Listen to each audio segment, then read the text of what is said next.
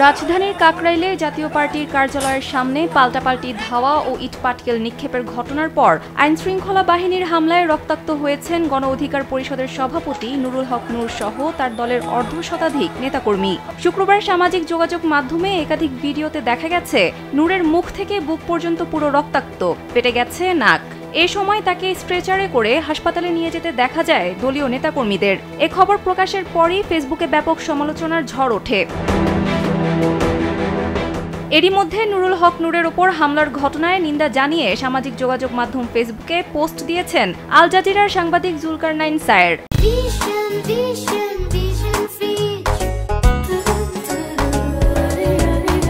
Facebook পোস্টে তিনি লিখেন, 2018 পরবর্তী সময়ে বাংলাদেশের রাজনীতিতে একজন সুপরিচিত মুখ নুরুল হক নূর। 2018 থেকে আজ পর্যন্ত কমপক্ষে হলেও 14 বার সরাসরি হামলার শিকার হয়েছেন এই রাজনীতিবিদ। কেবল শারীরিকভাবেই না, বিভিন্ন মহল থেকে তাকে ইসরায়েলি গোয়েন্দা সংস্থা, ভারতীয় গোয়েন্দা সংস্থা, এমনকি দেশীয় গোয়েন্দা সংস্থার চর হিসেবেও ট্যাগ দেওয়ার আপ্রাণ চেষ্টা করা হয়।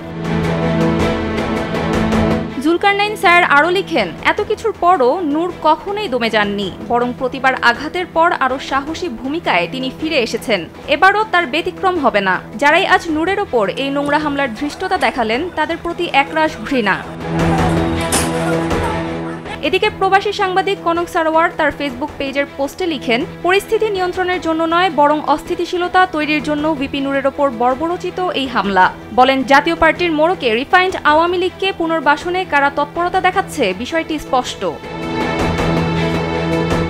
এছাড়াও নুরুল হক নূরের ওপর হামলার তীব্র নিন্দা ও প্রতিবাদ জানিয়েছেন ডাকসুর আসন্ন নির্বাচনে ভিপি প্রার্থী সাদিক কায়েম। প্রতিবাদ জানিয়ে ফেসবুক পোস্টে তিনি লেখেন, ডাকসুর সাবেক ভিপি ও গণ অধিকার পরিষদের সভাপতি নুরুল হক নূরের ওপর নৃশংস হামলার তীব্র নিন্দা ও প্রতিবাদ জানাচ্ছি। তিনি লিখেন, নুরুল হক নূর জাতীয় নেতা এবং ফ্যাসিবাদ বিরোধী দীর্ঘ লড়াই সংগ্রামে সম্মুখ সারির যোদ্ধা।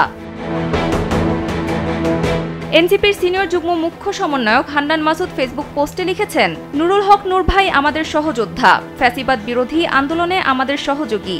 নুরুল হক নূরের ওপর হামলা প্রক্ষান্তরে জুলাই অভ্যুত্থানের ওপর হামলা।